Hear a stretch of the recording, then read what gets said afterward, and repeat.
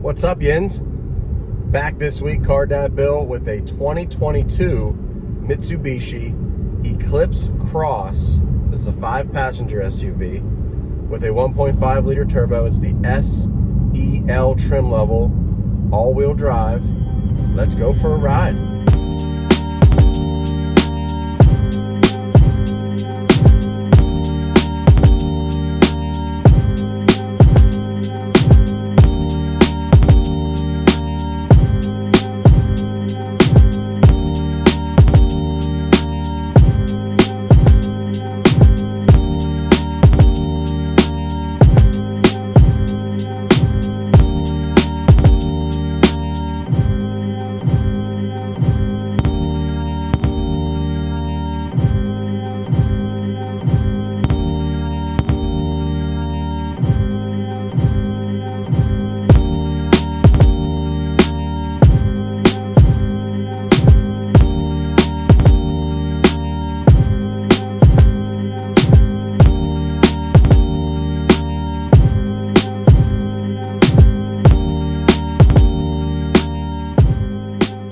All right, Yins, Eclipse Cross SUV in a really bright red color, which I'm pretty much a big fan of.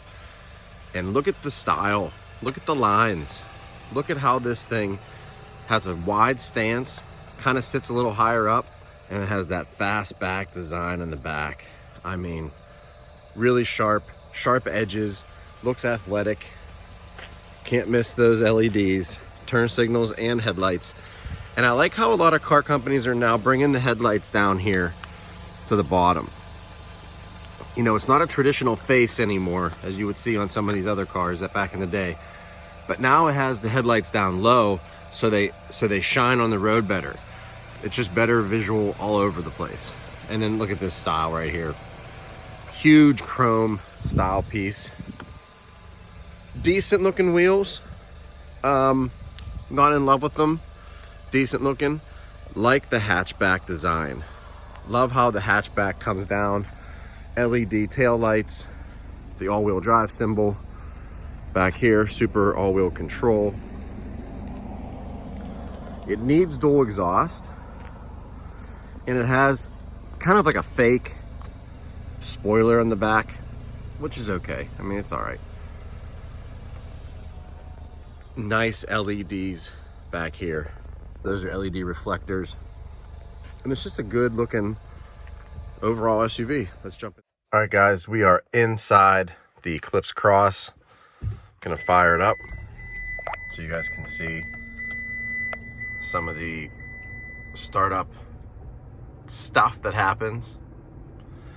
And the first thing I want you guys to look at is just the overall flow of the interior. Nice materials, nice looking interior, kind of cheap. Piano black finishes, fake carbon fiber up here. I don't know if you guys can see that. It's like a fake carbon fiber. This is like a hard plastic. This is, I call it the laser focus. You know, my machinery, my mission control laser targeting apparatus there, but it's actually just a heads up display. If you guys can see the speeds right there. So it's a heads up display. The switch work, we have some, you know, breaking up of the materials here on the sides. It's okay, right? It's all right. It's got static mounted paddle shifters, which it's a CVT transmission, so I'm not sure why there's paddle shifters. But nice screen centering the dash. You know, you have the layout of the venting and the light, the emergency lights, your temperature controls down here, kind of a boring screen. Your eco, your heated steering wheel, a storage container, and then the rest of your controls here. It's a very simple, easy to use layout that it's okay. Up here, you have your home screen, and it's very blah. It's very, you know, it works, but it's very average. And the sound system. The sound system is okay. It's just okay. I thought it would be a little bit better than that. I remember back in the day, Mitsubishi had some different sound systems, but this one's just average. Up here, radar cruise control, turning it off and on set. Over here is your volume controls and your phone and your camera system, your headlights. This is one thing, it just sounds incredibly cheap to me. It's average. Let's look in the back seat. So, checking out the back seat. And it's got a decent amount of space. And the seat can fit in here comfortably. There's some charging and heated seats for back here. Spilled some water on the seat. Cup holders, the bottle holders hold even, you know, full athletic bottles. And we have the static seat belts that I always look for. So it's reasonable back there. Not huge, but it's also reasonable. This back tailgate though, you have to pull it. It's not automatic. And for whatever that's worth, people are gonna complain, people are gonna be okay with it. There's gonna be people on all sides. Look at all this stuff back here. So we got Willie's hockey bag, Joey's hockey bag, my coach bag, skates, and an emergency thing. And then this can actually flip open and cover up stuff, but we have too much stuff. So it can fit 2 hockey bags, a coach bag, some skates, some other stuff. It's not huge, but it's also, you know, it works well. Satisfies what we need. Let's go for a ride. So as we normally do, let's take a look at the Monroney. 25 miles per gallon and an MSRP, total MSRP of $34,670. Now the original MSRP is $28,900. There's $5,000 in additional options that were added to this one, which is some of the connection subscriptions, the red diamond paint, the SEL touring package adds another $2,000. The touring package with different types of seating changes at $900. The sound system, we have actually two moonroofs in this one. And they both have power shades. I'm not sure why. I mean, they skimp on some other things. And now you have these 2 moonroofs that we'll leave open. As well as the tonneau cover on the back, black hood badging, carpeted floor mats, all that good stuff brings that price to that final number of $34,670 that I told you about. And it says on here 25 miles per gallon. I'm averaging 22.5, and I averaged around 26 on the highway, which is accurate to what they also say. And I had the opportunity to drive this for like 600 miles. So on a highway off round trip, 300 miles each trip. Not a bad vehicle on the road, I will have to say that. But in fact, let's go out there and talk about it real quick. A couple things real quick. The overall impression, first impressions of this vehicle, the style was off the charts. It's a really nice looking SUV on the outside. The interior is average in my opinion. A lot of cheap materials, a lot of clinky stuff. You can hear that going.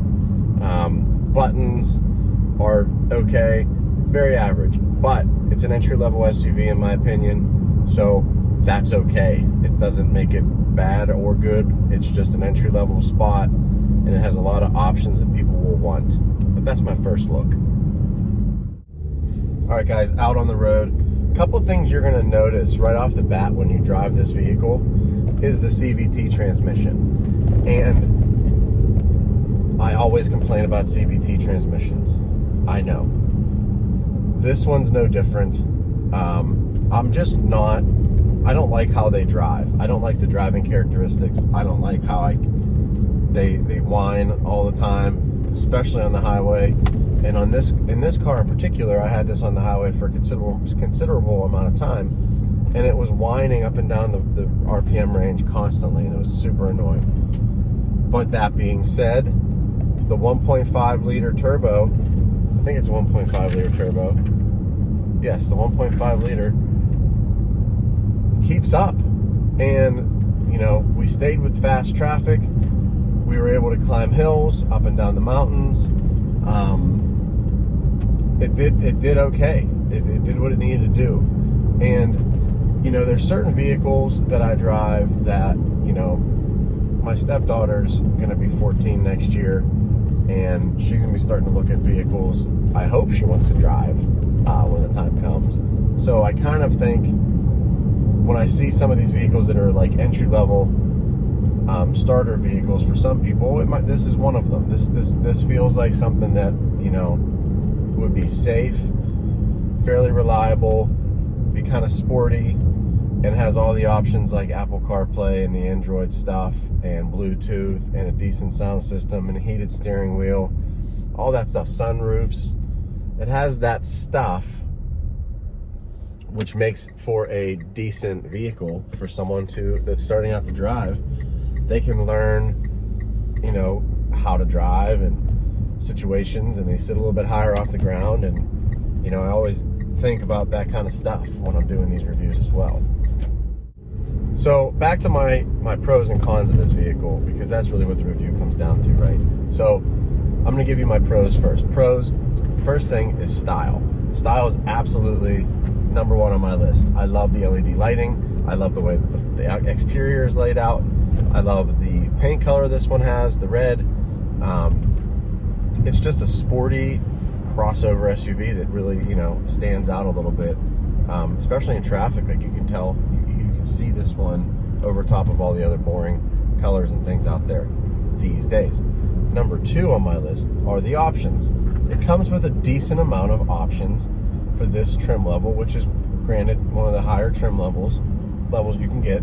But that being said, it has all the stuff that you want. I mean, personally, I want a heated steering wheel. I want all-wheel drive.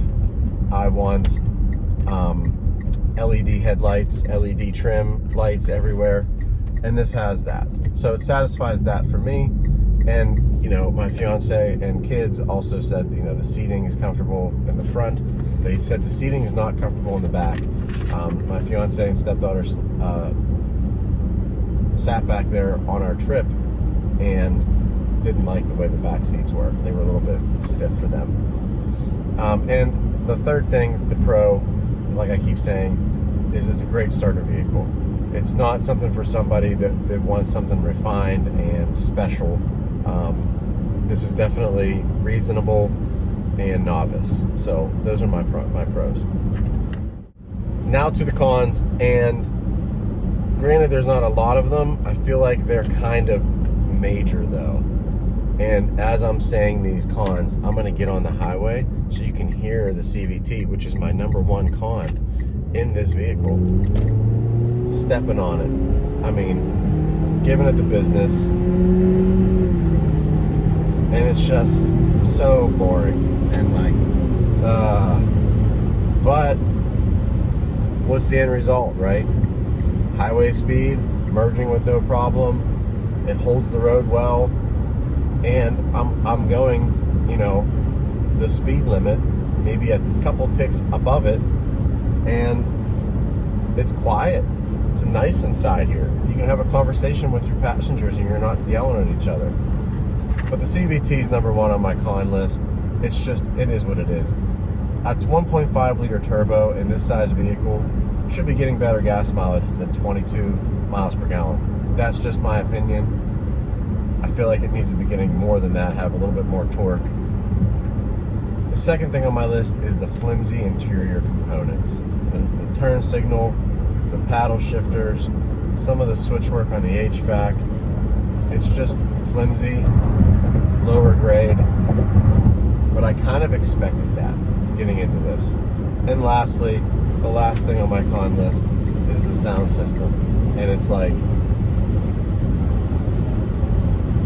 I hate to hold a sound system in such regard, but it's important.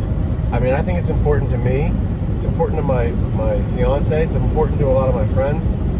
If the sound system sucks, that's going to bug you every time you listen to a song you love. Let's be honest.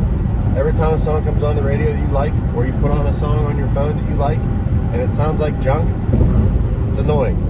I had another vehicle not too long ago that had an Alpine sound system in it. It was awesome. It was loud, clear, strong bass, strong highs, didn't rattle, didn't distort. Fantastic. This one distorts. At certain levels, you have to turn the bass down. The amplifiers don't keep up, and it distorts. But those are my cons. All right, so I'm gonna wrap this up in a nice little bow.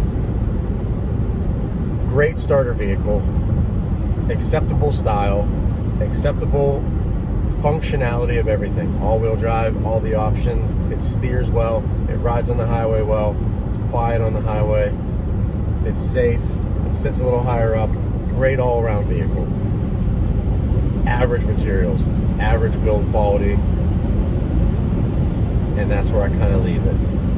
You know, for $30,000, give or take, even less than that sometimes, not a bad little vehicle to get your family member that needs to jump around, needs some room inside. Not a bad vehicle for that. But for someone like myself and other folks that want a little bit more in a vehicle, probably have to look elsewhere for that one. But that being said, thanks for watching Car Dad Bill this week. Real cars for real people, for real life. Subscribe, like it, let me know. Talk to you guys next week. And next week we will have a Outlander from Mitsubishi, the 7-passenger SUV from them. So that's going to be something to look forward to. Kind of excited to see that. I'll talk to you guys next time.